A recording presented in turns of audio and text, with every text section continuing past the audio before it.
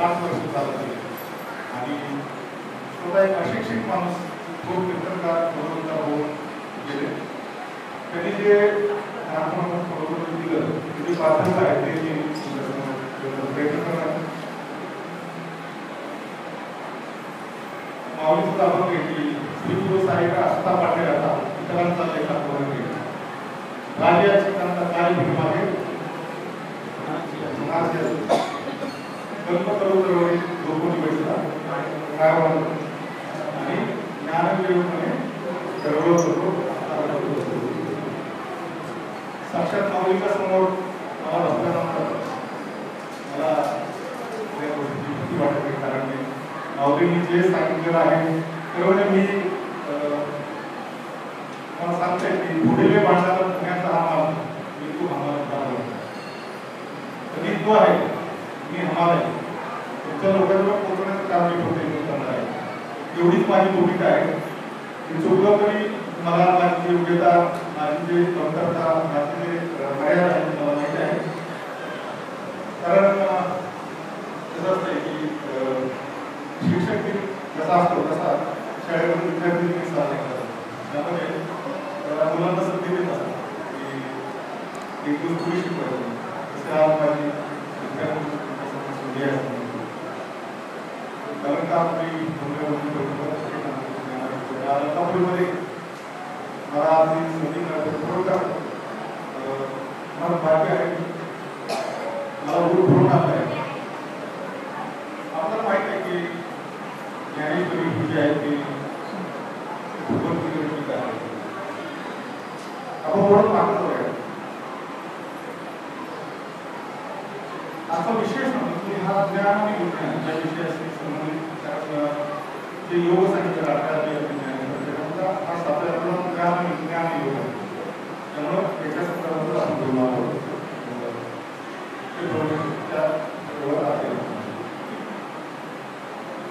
असं म्हणताय की वेद हे अवंशी आहे. कुठल्याही गोष्टी म्हणतात ते दिवाळीपासून आले ते वेद जसे जसे आपल्यापर्यंत होते म्हणजे श्रुती असेल स्मृती असेल ऋषीमुनीच्या आपण आतापर्यंत पोहोचलेले आहे. महर्षी व्यासांनी महाभारत केलं. महाभारताचे ब्रह्मसूत्र केलेले त्यांनी पुराण केले 11 पुराण भागवत केलं आणि महाभारत केलं. ते महाभारत जे आहे ते महाभारत ज्या ज्ञानेश्वरी होते जे व्यापारांचं विरुद्ध झालं. जे भगवान श्रीकृष्ण आणि श्रीकृष्णाला अर्जुनाला जे उपदेश केला तो उपदेश 18 अध्यायामध्ये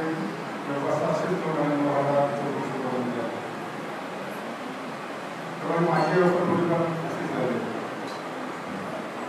अर्जुनाची अवस्था असं झाली होती की त्यावेळेस दोन्ही बाजूचं सैन्य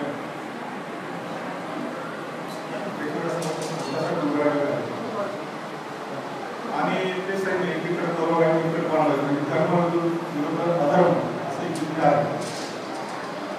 त्या युद्धामध्ये ज्यावेळेस श्रीकृष्ण अर्जुनाला घेऊन जात होते आणि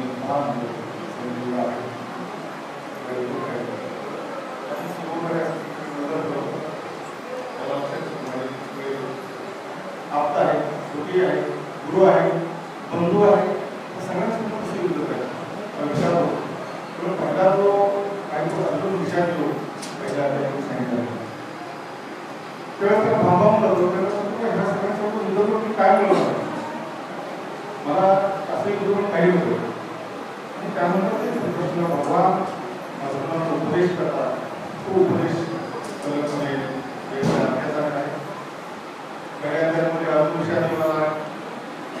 त्यानंतर सांख्ययोग आहे कर्मयोग आहे कर्मसंन्यासयोग आहे ध्यानयोग आहे नंतर शास्त्राचा ज्ञानयोग आहे अक्षर ब्रह्मयोग आणि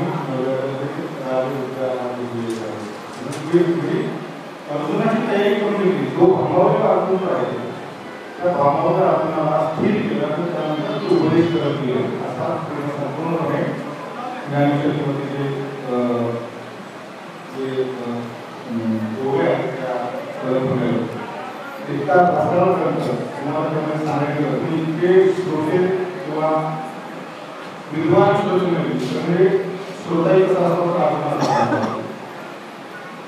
की काय ऐकायचं निश्चित करायचं काय सांगणे काय फिल्टर करून घेणं ना ते फिल्टर करून घेणं सगळे मंडळी आहेत की तुम्ही वेगवेगळं वाणी करणार आहे जिथं आळंदीसारख्या ठिकाणी संस्था आहे किंवा शिक्षण संस्था त्याच्यामध्ये ही सगळं हजारो लाखो महाराज तयार केले लाखो आंबे वाक्य संप्रदाय दिलेले आहेत असं यामध्ये म्हणतात की माझ्या इतर छोटी नोकरी करणारा माणूस अभ्यास काही नाही अभ्यास आहे तर माझ्या अभियांत्रिकी क्षेत्रात आहे इंजिनियर करून अभियांत्रिकी क्षेत्रात नॉलेज आहे ज्ञान आहे तो त्या क्षेत्रात ज्ञान नाही म्हणतात की मधलं पाहणारा काय बरोबर आई किंवा काही माझी खरंच ताकदीच आहे मला आताच स्थानावर जायला ती पाहिजे त्या श्लोकामध्ये एक उभी आहे मग त्या वडिलाची आवेशे प्रगटले ते जे गती कसे हे विजू मार्ग असे स्पष्ट आहे त्यामुळे भगवान श्रीकृष्ण सांगत असताना ज्ञान त्याच्यामध्ये ज्ञान काय आहे विज्ञान काय आहे तो अज्ञान काय आहे आपण सगळे साक्षर असो सुशिक्षित असो आपल्याला मराठी भाषा शिकावी लागतात काही लिहायचं असतो मराठी भाषेचा पहिला अक्षर काय आहे तो आहे नंतर तो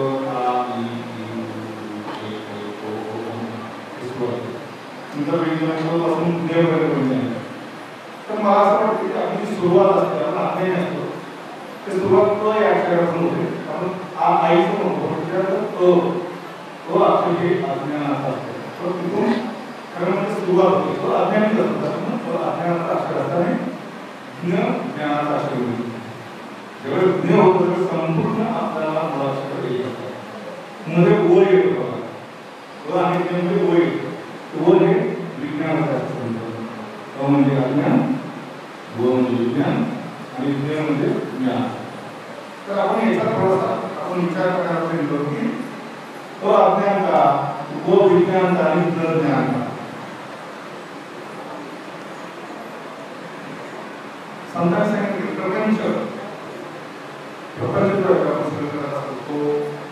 सत्य समजतो तो खरा आहे आपण ज्याला भूमिका करतो सध्या मी इथं बसतोय मी काहीतरी सांगतोय तुम्ही ऐकताय मुलं बाळ आहे तुम्ही नोकरी करतोय तुम्ही त्याचा शेती करत असता व्यवसाय करत असता हा प्रपंच आहे तो खरा आहे का कोणी खरा असतो तो तसा समज म्हणजे अज्ञान आहे प्रपंच खरा समज म्हणजे अज्ञान आहे प्रपंचाला विज्ञान म्हणतो प्रपंचाला विज्ञान म्हणतो प्रपंच काय असतं म्हणजे त्याला अज्ञान म्हणतो आणि ज्ञान म्हणजे काय तिथं जाणीव नाही नेणीव नाही तर्क चालत नाही विचार चालत नाही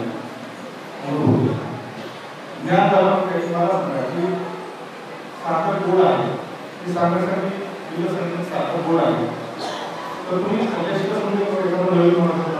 साखर गोड आहे झाले म्हणून आपण माहिती आहे त्याचं ज्ञान करून ज्यावेळेस तुम्ही स्वतःमध्ये अनुभव करता या पद्धतीनं ज्ञान विज्ञानामध्ये जे सांगत असतो पहिल्या ही आपली ओळी आहे की 7व्या अध्यायातून 12 ते 18 होईल यामध्ये पहिल्या ते 7व्या अध्यायातून श्रीकृष्णाने कर्मकांडाबद्दल सांगितलं आहे म्हणजे अजून विषयाला असेल ज्ञान असेल संन्यास असेल सगळी कर्मकांड सांगितलं आणि 7व्या अध्यायानंतर पुढे उपासना कांड सांगितलं या उपासना कांडामध्ये असं म्हणतं की ज्या योगे जो अजून काही साधा श्लोक नव्हता तुम्ही योगी होतो ते स्थिर चित्र म्हणजे स्थिर होतो तो मागवलेला होता हे सगळं वाचून ते विचार माझ्याच सगळ्या लोकांबरोबर मी युद्ध करताना काही नव्हतं असं तो नकार मनुष्य मला काही नव्हतं आणि त्यावेळेस अस्थिर चित्त असतं स्थिर भगवान परमात्मा प्रयत्न करतात हळूहळू स्थिर आणतात ते स्थिर चित्त झाल्यानंतर त्यांना सांगतात जो विजयीचा राजा आहे जो धियाचा राजा आहे ग्रंथे भेदम प्रवक्ष्यामि ज्ञानो विज्ञानसेन यशज्ञात्वा पूर्व राजविद्यालयं पवित्रं इदं क्रम प्रत्यक्षात पवित्रं धर्म यामध्ये खूप विजेचा राग आहे किंवा क्रियाचा राग कुठेही आहे जे आता तुम्हाला माहित नाही जर स्थिर स्थिर झाल्याची म्हणजे सांगणार आहे असं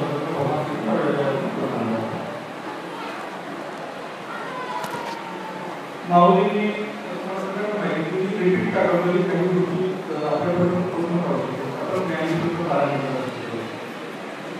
पालन करून गोळ आता जे अभ्यास काही पारायणाला अनुभव केले असते आत्मसात केले असते गोष्टी आत्मसात केले असते असे विमान मंडळ भरपूर आहेत थोर आहेत म्हणजे अनुभव केले पाहिजे गोळे करून त्यांना पारायण करून वाचत असतो व्यवहार असतो त्याला तुम्हाला आता समजून त्या भक्तीभावाला हळूहळू मला माझे वडील सांगेल मी शाळेत असताना त्यानंतर ती तुम्हाला एकत्र वारंवार का वाचतात खूप वेळा एकत्र होतं त्यांनी ज्यावेळेस उत्तर दिलं ते समाजासाठी गुरुजा शारीरिक भाषेवर अभ्यास करतो एक अशिक्षित माणूस त्यांनी मला सांगितलं की मी ज्यावेळेस हे ग्रंथ वाचतो वारंवार तर प्रत्येक वेळेस नवीन अर्थ समजतो हा नवीन अर्थ काय एक गोष्ट एखादी गोष्ट पाहिजे स्पीकर आहे मग मी स्पीकर समोर पाहता वेळेस मला बोल वाचून त्याचं जाणत आहे मला आंगडी वगैरे ज्याला ज्या पद्धतीनं तो भासला त्या लोकांना सविस्तर जात नाही परंतु माणसामध्ये असं आहे आपल्याला व्यवस्था म्हणतो ते प्रत्येक आहे आपण सगळ्या बाबतीत विचार करत नाही कारण शक्य नाही त्याला प्रचंड अभ्यास लागतो हा अभ्यास म्हणून ज्ञानेश्वरी पूर्ण सर्व शक्य मला म्हणतो एक तरी गोडी अनुभव आपण एक गोडी तरी अंमल पूर्ण आपलं दोन या श्लोकांमधून